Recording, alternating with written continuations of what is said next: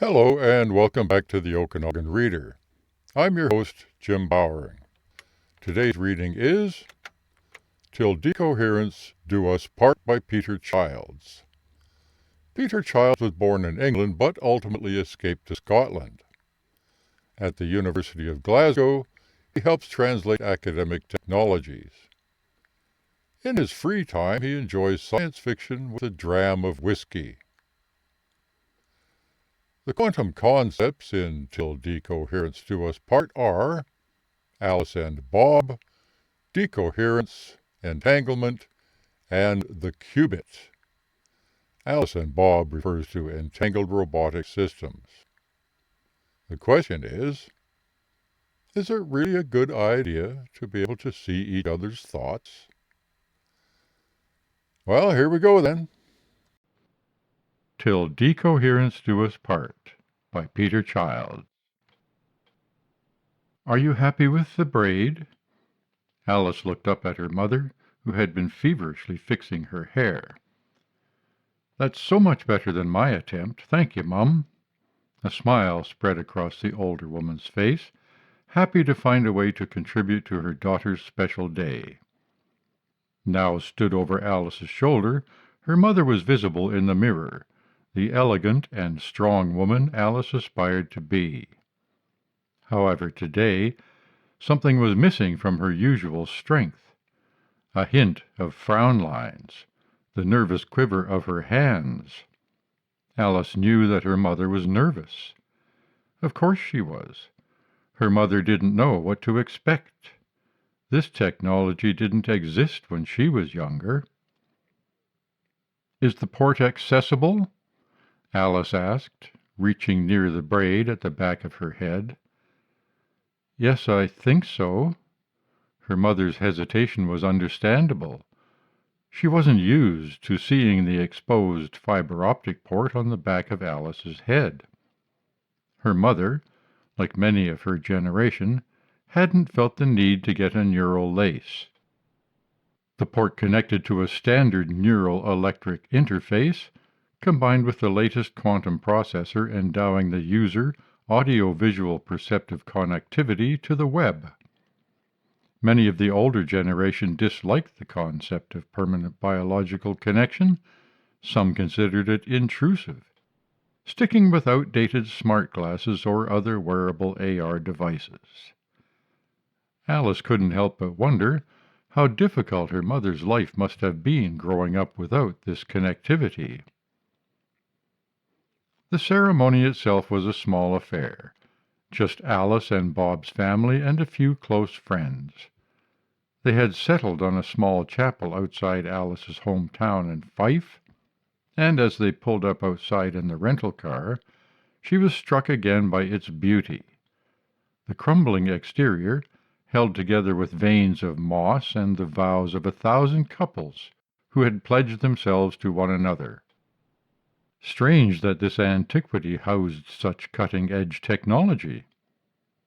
Although not hugely religious herself, Alice respected the Church's progressiveness when it came to offering entanglement as a wedding option. The permanence of the process was perhaps appealing to those who considered marriage sacred. Regardless, it drew many people of Alice's age back to an institution which had been largely abandoned by her mother's generation. "It's time, dear."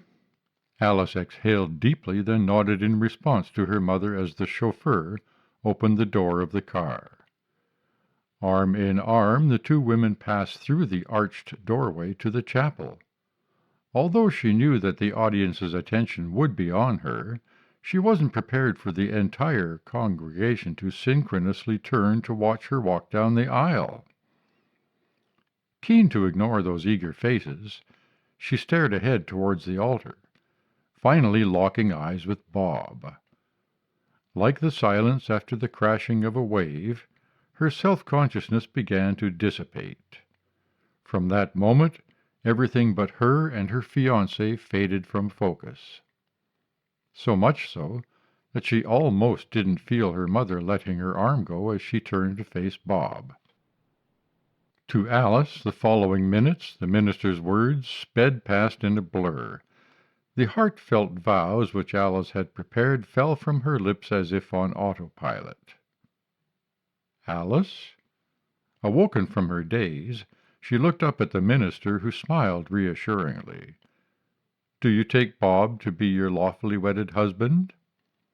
Realizing that Alice had become distracted, he joked, "There are only two possibilities, yes or no," drawing momentary laughter from the audience. "I do," blurted Alice, finally regaining focus. "Excellent. Bob, do you take Alice to be your lawfully wedded wife?" "I do." Both of their faces stretched into broad smiles as the words floated to the rafters, joining those of the many couples coming before. "Now, as chosen by Alice and Bob, they will begin the process of entanglement," continued the minister. Reaching back to the altar, he returned, holding an ornate-looking fiber-optic cable. "Would the best man and maid of honor please step forward?" As rehearsed, their two closest friends each connected an end to the exposed fiber-optic ports on the back of the newlyweds' heads, hard-wiring the two neural laces together. Unseen to the audience, the couple both enabled the entanglement protocol and initiated an encrypted connection. This protocol, a feature of modern neural laces, allowed two users to place their quantum processors into a state of quantum entanglement. Bordering on telepathy, the feature allowed a couple to share sensory input, awareness, and even direct communication regardless of their physical separation. Touted as the ultimate level of unity, the process was also a test of a couple's devotion to each other, since unintended thoughts could occasionally pass through.